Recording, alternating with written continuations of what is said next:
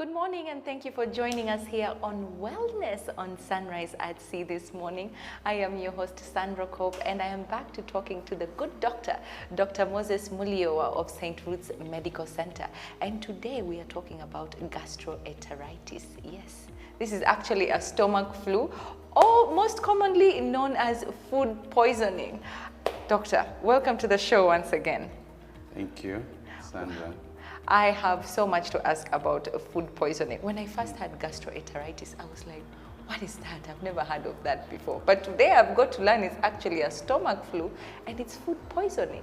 I've gotten food poisoning once or twice, but what really causes it? Is it like contaminated food? What causes food poisoning? Actually, food poisoning or gastroenteritis is an intestinal infection marked by diarrhea, cramps, nausea, vomiting, and fever. This commonly called stomach flu is typically spread by contact with an infected person, Wow. then also through contaminated foods and water. Okay, so if the food is contaminated. I remember there was this one thing, a friend of mine actually, she had gone to a wedding and she got so sick and she told me it was so unfortunate because the caterers, their food seemed to be contaminated. Everybody at the wedding got sick, even during the ceremony. Can you imagine you're a bride and you're running to the loo and running back, running to the loo? It's unfortunate, but in most cases, usually the spread is through those contaminated foods and water. So what contaminates the food is like if you leave a salad to go a bit bad, or if you leave the food open and flies come about, how does it come about? Mostly, sometimes it's all about the containers. Possibly the containers had access to some of these infections, Yes. so leading into this kind of contamination.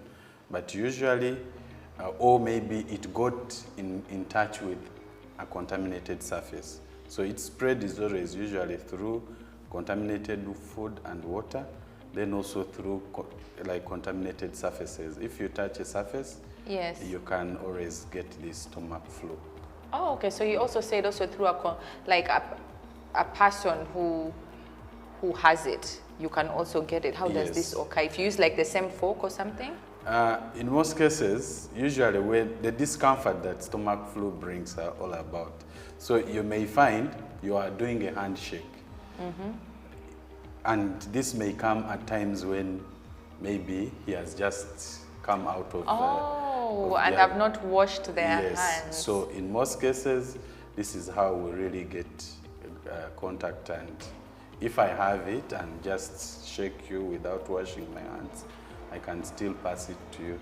Oh, okay. So remember to wash your hands, or don't go around shaking hands. Anyway, COVID, I think, has really, in some way, helped us. People have really learned to wash and put sanitizer Of course. on their hands all the time, which And is actually, a good we thing see less of this happening now because Yeah. of that. Yeah. So what are the other symptoms? I remember when I got food poisoning and I got it from shellfish. I think it had gone, I don't know, maybe a bit bad, or maybe it was left open because it was a buffet. So I think It's actually common with fish. And by the virtue that in most cases in Africa, our preservation of this fish usually, and if you look at the markets, it is always open surface, Yes. and sometimes there is access of, house flies around. Yes. So usually, if it's not prepared very well or washed very well, you may find you're at risk of it. But the common symptoms, we have diarrhea, crampy. Have you had a stomach ache? I had a very severe stomach ache and then I So- started vomiting. Yeah, so nausea, vomiting, then even leading into a fever. Yes. Yeah. I had to So- go on to antibiotics like for the next Yeah. almost 3 weeks. But in this situation, the common causes are viruses, bacterial. We have also bacterial toxins. Then we have parasites. So then some people actually, it's through particular elements you may find like most of these foods are preserved, but different people react differently to certain chemicals and elements. So in one way or the other, you may find it may...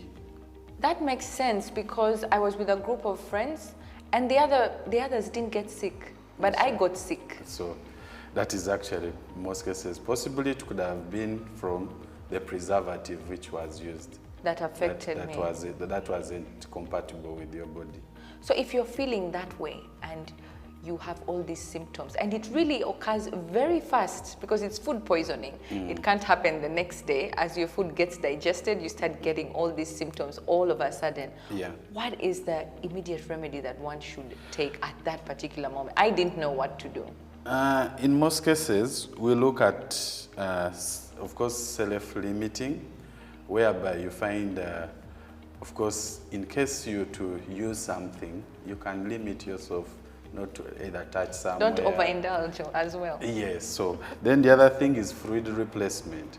If you detect anything like that, ensure you're taking a lot of oral rehydration salts. ORS. Yeah. Then sometimes it goes even to intravenous therapy. Yes. Like we run a drip. Yes. So, which also can help to rehydrate, because in most cases with that diarrhea, you are losing a lot of actually our essential minerals within the body. Yeah. Okay, and what foods should someone avoid at that point?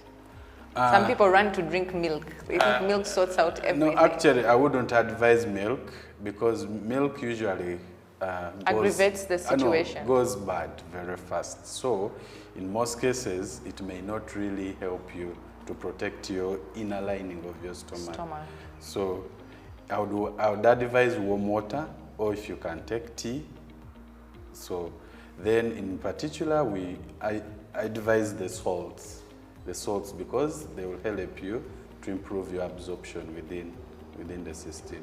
Then also with fruits, with some fruits, the seeds can actually rich with zinc, which actually is one of the elements that helps into what kind improving of fruits? It ranges. You can use chia seeds. We can use actually pumpkin seeds are also very good. Yeah. Watermelon seeds. Watermelon seeds. Yeah. So would you advise someone to do a smoothie but without milk? If you just throw in all those fruits, put in a little bit of water and just take the smoothie? Way. We just ensure that we rehydrate. You can also add up with other fruits. Well, thank you, doctor, for that. I have learned so much now. If I get food poisoning, I know exactly what to do. You're welcome. Well, that was all from Dr. Moses Muliewa from St. Ruth's Medical Center, and today we have been talking about food poisoning, which is the stomach flu. And if you get this, don't go and start using your own remedies. Remember, salts are better than sugar because they aid absorption, and you need to hydrate, rest as much as you can, and take fruits, preferably fruits rich in citrus. And if symptoms persist, as they always say, seek medical advice, immediate medical advice. Well, that was all we had for you on the wellness segment this morning with me, Sandra Cobb, but we'll be right back with more. Stay at sea.